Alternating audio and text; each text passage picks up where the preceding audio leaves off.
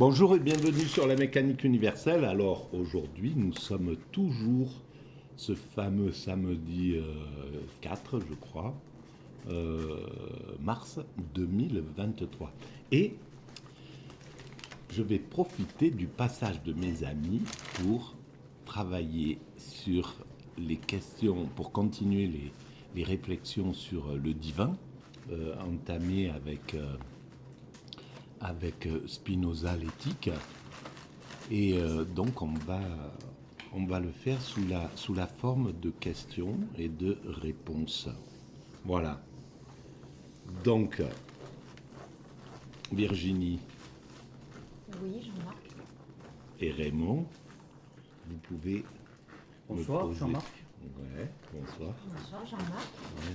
Ravi d'être Parmi toi, avec toi ce soir pour... en ta compagnie, Mhm.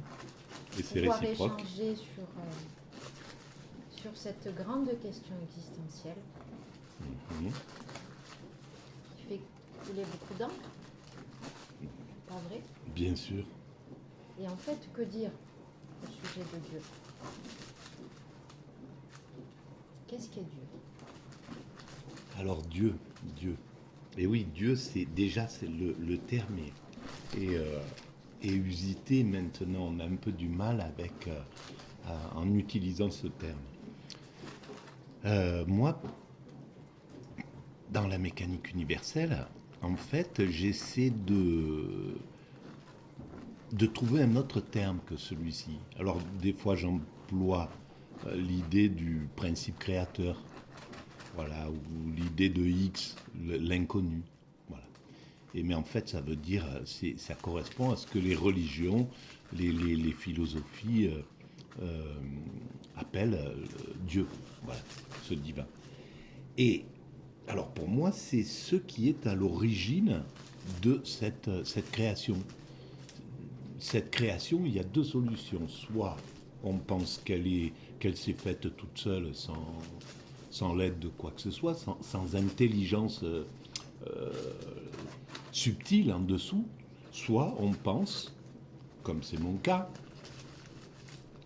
qu'elle s'est faite par une puissance créatrice, par quelque chose qui me semble d'abord tellement intelligent, puisque nous n'arrivons pas encore à déterminer ce que c'est que la matière, pourquoi il y a quelque chose plutôt que rien, comment c'est fait, comment c'est mis en route cette création. On commence. L'homme est destiné à chercher, il est obligé, on est constitué pour chercher. Alors rien que ça déjà prouve que il n'y a pas de hasard. Si l'humain apparaît dans cette création, avec ce désir et puis cette obligation à chercher pourquoi nous sommes là, donc tout ça, ça donne du crédit à Dieu. Donc Dieu, c'est ce qui a créé l'univers, c'est la partie immatérielle qui a créé l'univers et selon moi qui constitue aussi cet univers. Donc c'est le moteur qui a mis en œuvre l'univers et en même temps c'est l'univers dans tel qu'on le voit, tel qu'il se présente. Moi, donc c'est Raymond qui parle. Hein. Ouais. C'est vrai que ne pas mettre une image à Dieu, moi, m'arrange énormément. Et j'ai beaucoup plus de compréhension sur ce que tu dis. Si Dieu, c'est l'ensemble de l'univers et c'est pas une personne, moi, je trouve que ça me parle beaucoup plus. Et donc, ça va m'aider à m'interroger beaucoup plus tard sur Dieu, c'est quoi exactement. Et là, tu m'aides beaucoup sur ce que tu dis. Oui, parce que ouais, bien sûr, c'est vrai que moi aussi, on est imprégné par la culture, voilà, la culture, l'art qui représente un dieu tel que, voilà, comme on le voit dans les images. Et alors que toutes les religions et toutes les grandes spiritualités disent bien il ne faut pas se faire d'image, on ne peut pas se représenter Dieu parce que c'est quelque chose que c'est impossible, quoi.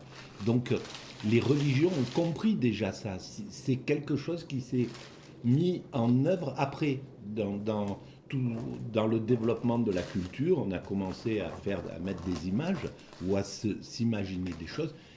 Et en plus, c'est difficile pour l'homme de ne pas se représenter les choses, de penser, par exemple, quelque chose qui est immatériel. Bien sûr. On n'y arrive pas, parce qu'on est conditionné avec le matériel. L'abstrait, Voilà.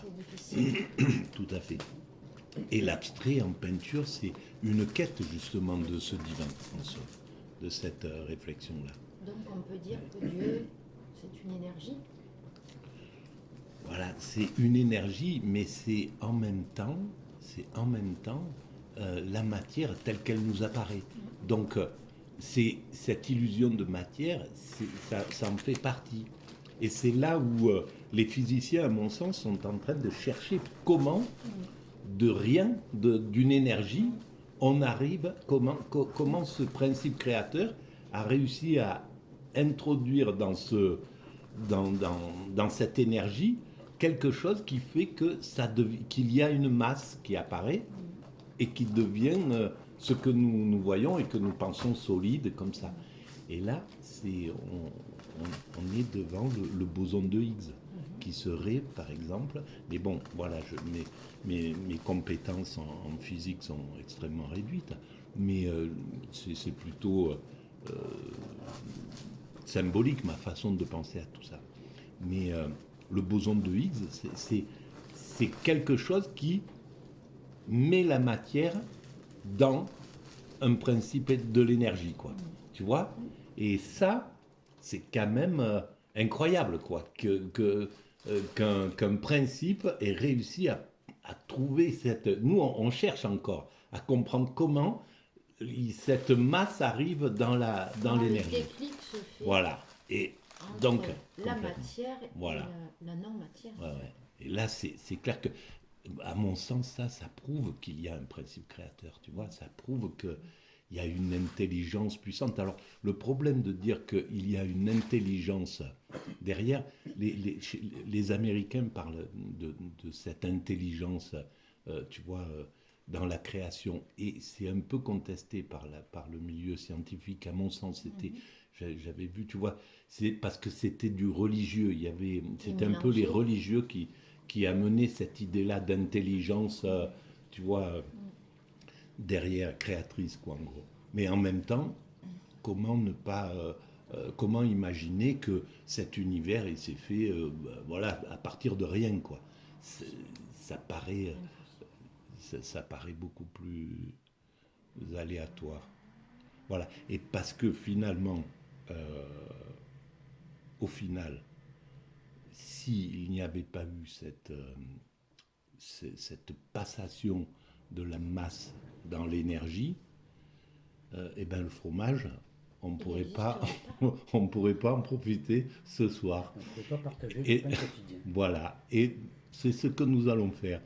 Donc, on va clore cette petite vidéo un peu juste légère et pour passer à la consommation de cette masse et de la matière et de l'énergie qui est à l'intérieur de tout ça. Je vous remercie de votre écoute. Merci Virginie, merci Raymond. Merci Jean-Marc. À toi, Jean-Marc. De votre aide. Voilà.